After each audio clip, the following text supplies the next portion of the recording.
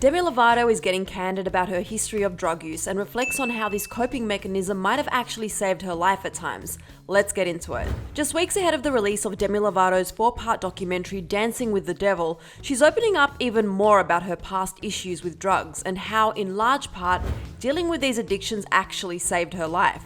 But before we get into this story, I do want to issue a trigger warning as we'll be talking about some heavy topics like drug use, self-harm, and suicidal thoughts. So please only continue watching if you feel comfortable doing so. Alright, so during an upcoming episode of actress Diane Guerrero's podcast, Yeah, No, I'm Not Okay, Demi talked about the common misconceptions people tend to make about substance abuse. While many believe that if people are using drugs or if they are dealing with an eating disorder or self-harm, that they want to die. She went on to explain to Diane that she believes her addictions, quote, stopped me from dying, adding, in the same way it almost killed me, it saved my life at times. Because there were times that I dealt with suicidal ideations, and had I gone forward with that in that moment instead of another destructive coping mechanism, I wouldn't be here to tell my story.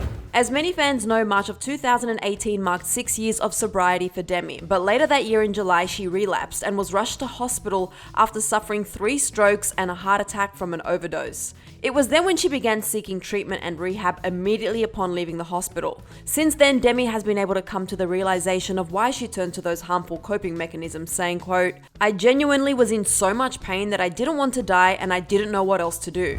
Now, Demi couldn't be more thankful she has the necessary tools and resources needed to not have to resort to those harmful behaviors again.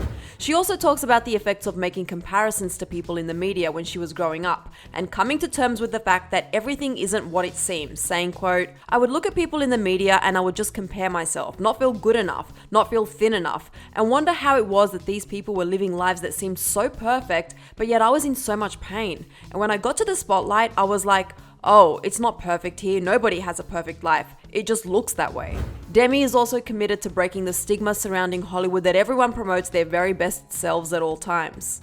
She also refuses to present herself in a specific light and fit the mold of being what she thinks people want, and instead is dedicated to, quote, being the person that I most identify with in my life today. Demi's docuseries is set to stream on YouTube on March 23rd, and trust me when I say you don't want to miss this one. And for all the details on Demi's upcoming collab project with Ariana Grande, click right over here to watch another clever video. Then be sure to let me know all your thoughts on Demi's candid interview right down here in the comments below. I'm your host, Susan Morad. I'll catch you later. Bye guys.